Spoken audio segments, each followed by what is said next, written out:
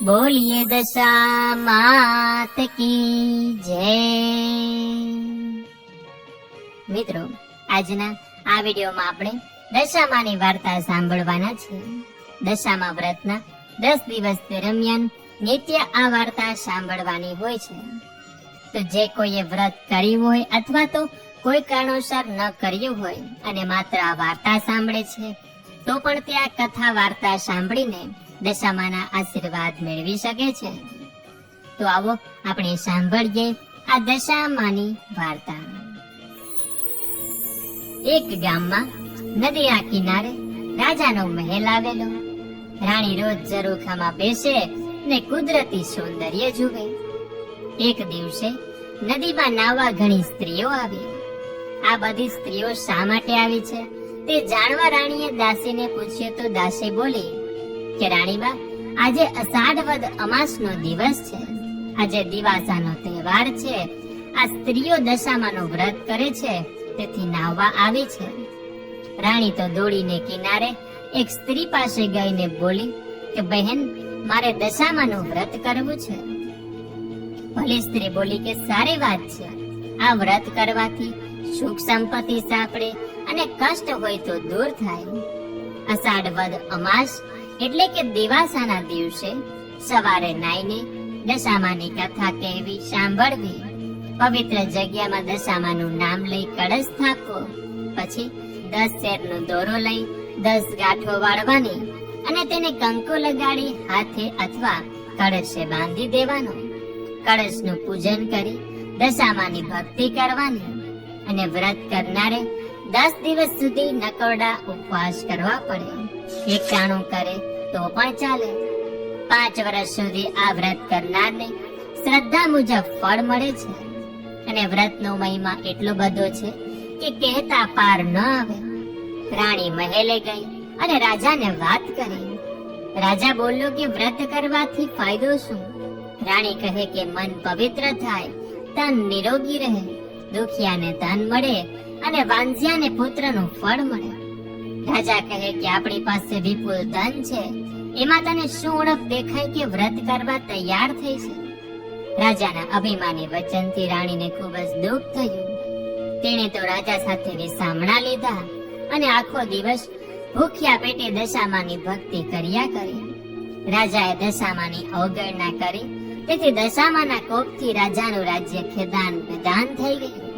બાકી રહ્યું તે દુશ્મન રાજા રાજ્ય પર ચઢી આવ્યો એટલે રાજા રાણી 2 કુંવરોને લઈ પહેરે લુગડે ચાલી નીકળ્યા। થોડુંક ચાલ્યા બાદ રાજબાગ આવ્યું। તેમાં બધા વિશ્રાંતિ ખાવા બેઠા છે। તે બાગના લીલા ઝાડો ભડભડ સળગવા લાગ્યા। રાણી સમજી ગઈ કે આ માઠી દશાનું પરિણામ છે અને રાજાને પણ એવું જ લાગ્યું અને પછી તેઓ ત્યાંથી આગળ વધ્યા। રસ્તામાં રાણીની સહેલીનું ગામ આવ્યું। ત્યાં રાણીએ ખાવા આપવા કહ્યું ત્યારે છણકા કરીને તે બોલી કે જા જા, હવે છેક અહીં સુધી રોટલાની ભીખ માંગવા આવતા લાજ નથી આવતી? રાજા રાણીએ દેવ્યને દોષ દેતા આગળ ચાલ્યા। કુંવરો ભૂખે તરસે આકુળ વ્યાકુળ થઈ ગયા હતા। એવામાં એક વાવ આવી અને બધા તેમાં પાણી પીવા ઉતર્યા, પરંતુ પગથિયા એવા લીસા હતા કે બંને કુંવરો લપસીને વાવના અથાગ જળમાં ડૂબી ગયા। રાજા રાણી રડવા લાગ્યા। તેમણે પોતાની દશાનો દોષ કાઢ્યો। કલ્પાંત કરતા તેઓ આગળ ચાલી નીકળ્યા। રસ્તામાં રાજાની બહેનનું ગામ આવ્યું। રાજાને મનમાં થયું કે બહેનને મેં વાર તહેવારે ખૂબ જ કપડા દાગીના આપ્યા છે તો તે જરૂર દુઃખમાં આશ્રય આપશે। રાજાએ ગામના પાદરેથી એક ગોવાળ સાથે બહેનને ઘેર પોતાના આગમનના ખબર કહેવડાવ્યા। બહેને સંદેશો સાંભળ્યો। તેણે બબડાટ કરીને થોડીક સુખડી માટલીમાં ભરી તેના પર કોળિયું ઢાંકી તેના ઉપર ચંદન હાર મૂક્યો અને પછી લુગડાના કટકા વડે માટલીનું મોઢું બાંધી તે માટલી પેલા ગોવાળને આપીને કહ્યું કે ગોવાળ, મારા ભાઈ ભોજાઈને આ બધું આપે કેજે કે તમારે જ્યાં જવું હોય ત્યાં જાજો। રાજાએ બહેનની ભેટ સ્વીકારી, પણ તેના વચનો હાડો હાડ લાગી આવ્યા હતા। રાણીએ રાજાને કહ્યું કે નાથ, બહેનનું હેત જોઈ લીધું ને? આ તો સુખની સગી હતી દુઃખમાં ભાઈ કોણ ને ભોજાય કોણ? જગતમાં બધી સ્વાર્થની સગાઈ છે.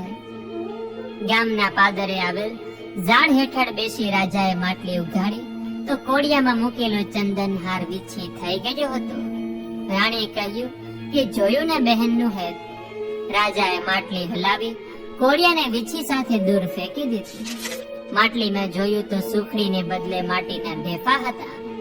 રાજા સમજી ગયો કે બહેન કદી આવું હલકટપણું ન બતાવે, પરંતુ ભાગ્ય રૂઠ્યું છે તેથી આવું થાય છે.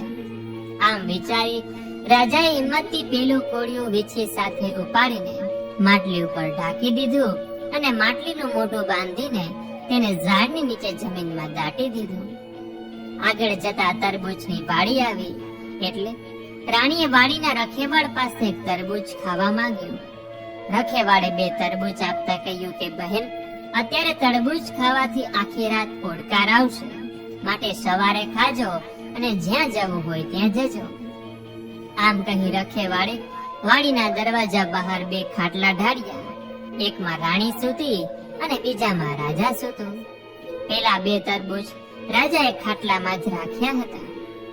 હવે બન્યું એવું કે એ પ્રદેશના રાજાના 2 કુંવરો શિકાર કરવા ગયેલા અને તે સાંજ સુધી પાછા ન ફરતા રાજાએ સિપાહીઓને કુંવરોની શોધ માટે દોડાવ્યા હતા. આ બાજુ રાજા રાણીના કમ ભાગ્યે ખાટલામાં રાખેલા 2 તરબૂચ એકાએક ગુમ થયેલા કુંવરોના મસ્તક બની ગયા હતા. રાજાને આ બાબતની ખબર ન પડી. સવાર પડતા પેલા રાજાના સિપાહીઓ શોધતા શોધતા તરબૂચની વાડી આગળ આવી પહોંચ્યા અને ત્યાં રાજાના ખાટલામાં ગુમ થયેલા કુંવરોના લોહીથી તરબોળ થયેલા મસ્તકો જોઈ તેઓ સમજ્યા કે આ માણસે કુંવરોને મારી નાખ્યા છે. તેથી તેમણે રાજાને પકડી લીધો અને આ ધમાલમાં રાણી પણ જાગી ગઈ એટલે તેને પણ બંદીવાન બનાવી. બંનેને રાજા પાસે લઈ જઈ તરબૂચમાંથી બનેલા કુંવરોના મસ્તક બતાવી કહ્યું કે મહારાજ, આ લોકોએ કુંવરને મારી નાખ્યા છે. રાજાએ બંનેને કેદખાનામાં જુદી જુદી ગોટડીઓમાં પૂરી દીધા. રાણીને ઘણીવાર મનમાં થતું કે મારા પતિએ દશામાના વ્રતની અવગણના કરી છે, તેથી કુટુંબના માથે દુઃખના ડુંગર તૂટી પડ્યા છે. માટે અષાઢ માસના દશામાનું વ્રત કરી માને રીઝવું. શ્રાવણ મહિનો બેસવાના 1 દિવસ પહેલા રાણીએ કેદખાનાના ઉપરીને કહ્યું કે ભાઈ, આવતીકાલે દિવાસો છે અને હું દિવાસાના દિવસે દશામાનું વ્રત કરું છું, માટે વ્રત કરવા દેશો તો તમારું ભલું થશે. ભલા ઉપરીએ ધર્મના કામમાં ના પાડીને અને જોઈતી સામગ્રી લાવી આપવા વચન આપ્યું.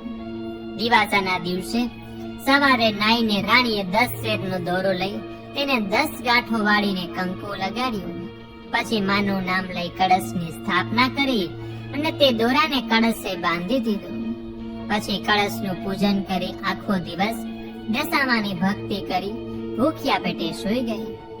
આવી રીતે 10 દિવસ નકોરડા ઉપવાસ કરી રાણીએ વ્રત પૂરું કર્યું અને એ રાતના રાણીએ 10 મુઠ્ઠી ઘઉં ભરી માટીની સારણી બનાવી અને સવારે નદીમાં પધરાવી દીધી. અને એ રાતના ત્યાંના રાજાને સ્વપ્નમાં દશામાં આવીને કહ્યું કે રાજા, તે કેદ કરેલા સ્ત્રી પુરુષ તારા કુંવરોના હત્યારા નથી, પણ દૂરના રાજ્યના રાજા રાણી છે, માટે તેમને છોડી દે. તમારા કુંવરો જે શિકારે ગયા હતા તે તેના મોસાળમાં છે.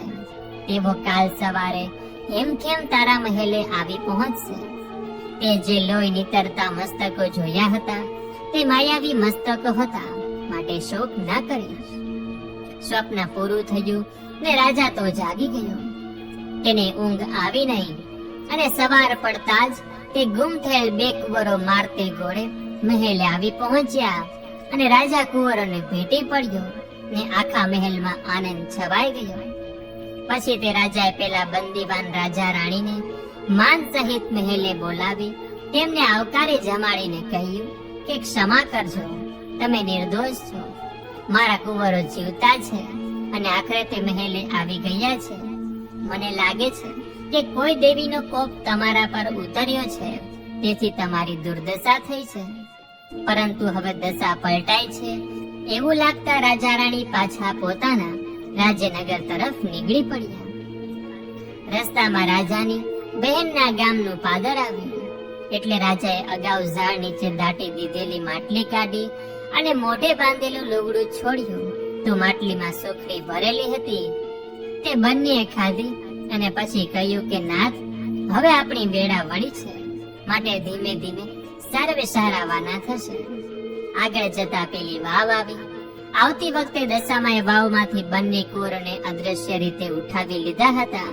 તે રાજા રાણીને પાછા સોંપવા દશામાં ડોશી બની બંને કુંવરોને આંગળીએ વળગાડીને રાજા રાણી પાસે આવી કહેવા લાગ્યા કે વટે માર્ગુઓ, કે આ કોઈના રૂપાળા છોકરા ભૂલા પડ્યા છે તો તમે તેમને લઈ જાઓ. રાજા રાણી પોતાના કુંવરને ઓળખી ગયા અને ચતુર રાણી દશામાને ઓળખી ગઈ. દશામાએ કહ્યું કે તારા પતિએ મારા વ્રતની અવગણના કરી, તેથી તમારી માઠી દશા બેઠી હતી. મારા વ્રતનું તમને પારખું થઈ ગયું છે, એટલે તમે મારા વ્રતનો મહિમા સર્વેને સમજાવજો. વ્રત કરનાર જરૂર સુખી થશે. રાજા રાણી અને કુંવરોએ દશામાને નમન કર્યું અને તે આશીર્વાદ આપી અંતર ધ્યાન થઈ ગયા. આગળ ચાલતા રાણીની સહેલીનું ગામ આવ્યું તો સહેલીએ બધાને આવકાર આપ્યો અને થોડા દિવસ પોતાને ઘેર રોકાઈ જવા ભાવપૂર્વક કહ્યું. રાણી બોલી કે બહેન, હવે અમારી દશા સુધરી ગઈ. ખરાબ દશા હતી ત્યારે મને ભિખારણ કહી હતી, માટે બહેન તારે ત્યાં અમે કંગાળ શોભીએ નહીં. ત્યાંથી નીકળી બધા રાજબાગ આગળ આવ્યા તો બાગમાં બધા ઝાડો સુકાઈ ગયેલા હતા. ઠેર ઠેર સુકાઈને ખરી પડેલા પાંદડાના ઢગલા પડ્યા હતા. પણ બધા બાગમાં દાખલ થયા તો સાથે જ બાગ લીલોછમ બની ગયો. અને આ જોઈ રાણીએ રાજાને કહ્યું કે જોયું ને, આપણી દશા ફરી એટલે આપણે જ્યાં જઈએ ત્યાં વધાવી લેવામાં આવે છે. માળીએ આખા ગામમાં સમાચાર ફેલાવ્યા એટલે પ્રજામાં હર્ષ વ્યાપી ગયો અને બધા બાગ આગળ આવ્યા. દુશ્મન રાજા જેણે આ રાજાનું રાજ્ય પચાવી પાડ્યું હતું ત્યાં રાજ્યનો કબજો લીધા પછી બહુ હેરાન થઈ ગયો હતો.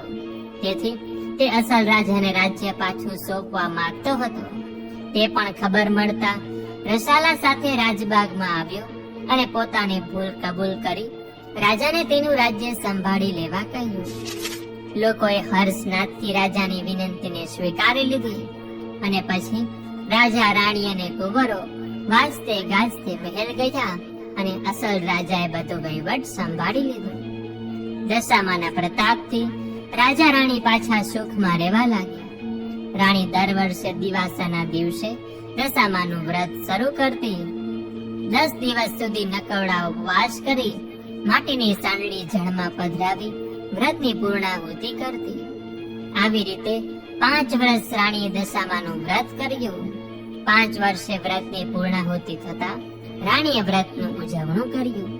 તેમાં ઘણા બ્રાહ્મણોને જમાડ્યા અને પછી એક રૂપાની સાંડળી બનાવી રાખી હતી. તે ગામમાં મોટા પંડિતને દાનમાં આપી તેમના આશીર્વાદ મેળવ્યા.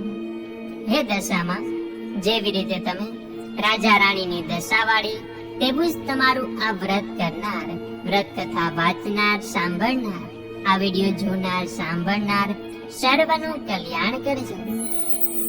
તો બોલીએ દશા માત કી જય. તો મિત્રો, સાંભળ્યું ને કે આપણે જ્યારે કોઈ વ્રતની અવગણના કરીએ છીએ ત્યારે તે વ્રતના પ્રધાન દેવી દેવતાની આપણા ઉપર કેવો કોપ ઉતરે છે.